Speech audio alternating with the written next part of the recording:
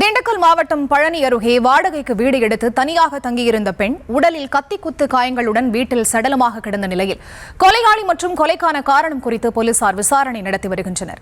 கூடுதல் விவரங்களை தர காத்திருக்கிறார் எமது செய்தியாளர் பாலாஜி. அவரிடம் பேசலாம். வணக்கம் பாலாஜி, விவரங்களை நீங்க பதிவு செய்யலாம்.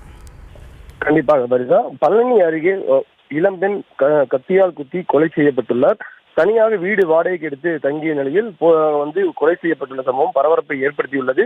திண்டுக்கல் மாவட்டம் பழனி அடிவாரம் பகுதியைச் சேர்ந்தவர் கீதா. இளம்பெண் இவர் லட்சுமிபுரம் பகுதியில் வீடு ஒன்றை வாடகைக்கு எடுத்து தங்கி வசித்துள்ளார்.